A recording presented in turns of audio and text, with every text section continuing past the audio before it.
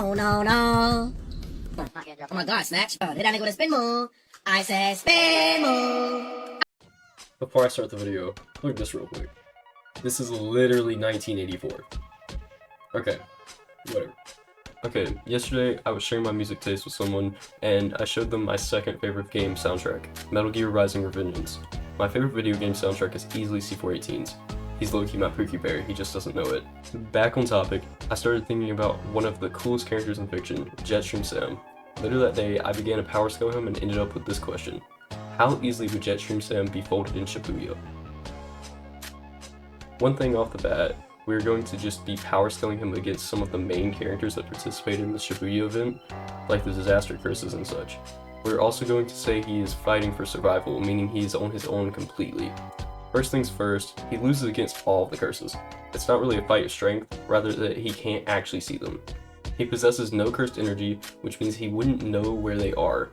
Sadly, even if he could see them, he's still getting beaten. Bro is used to fighting senators, like what is he going to do against someone that can one-shot him? He literally can't even harm them because he has no cursed energy.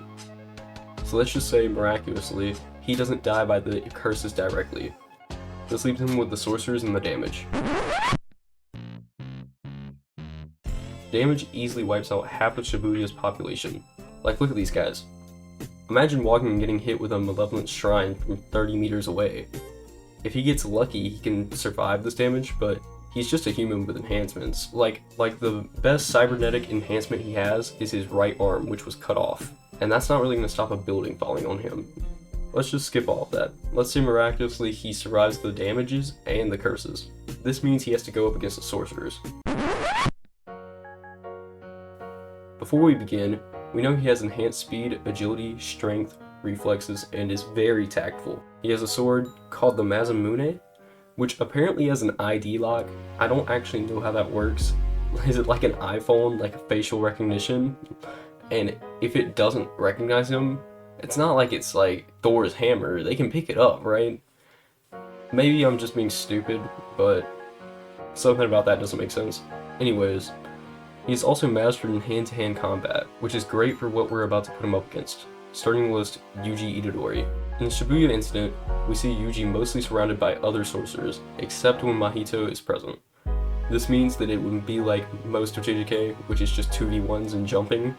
So really the two main teams he was in Shibuya was Megami and Yuji, or Todo and Yuji, and neither of these look good for him. So I believe that he would get pretty easily beaten. But if it was just Yuji versus him, I feel like him unsheathing his sword with the trigger could easily trick Yuji, and he doesn't know RCT by this point, so it's practically game over for him. Moving on, Megami being a bomb would just summon Maharaga, and after Maharaga adapts to Slice and Punch, it's done. Fight over. Another quick fight is Toji, which isn't even a discussion. Bro's getting dragged all around Shibuya like a train. It's not even a fight, it's like a homicide. Kenjaku can just summon curses, which he can't see, so it's an easy victory. Knowing Kenjaku though, he's probably just going to try to team up with him or make him part of his plan. If this does happen though, I do believe that he could survive the incident. I mean, he could get the glasses, which Kenjaku hands to the leaders of the world to see the curses, and at that point, he survives. To make this quick, I'll put a few sources that he can beat in a fight. Maki, Inumaki, Nabara, and Nanami. I believe that these sorcerers are strong, but I think that he has more of a physical prowess and can easily win in a battle of strength against them, especially against pre-heavenly restricted Maki. Really, I believe that he wouldn't survive the Shibuya incident because of the mass destruction happening and the curses which he couldn't see. I think he could take home some of the sorcerers, however, and if the event really did play out with him there, I think it wouldn't change much because he'd probably just become a transfigured human. Really, the only thing he has going is he has a weapon, but compared to some of JJK's weapons and techniques, it doesn't do as much as hoped. I still do think it's an interesting question. It never really was to figure out if he would survive, but to see how far he gets in his efforts. I personally don't think he would be able to see past the train station where the transfigured humans struck, or Dagon's domain. But yeah, that's just my take. Thanks for watching. Anyways, I'll catch y'all later.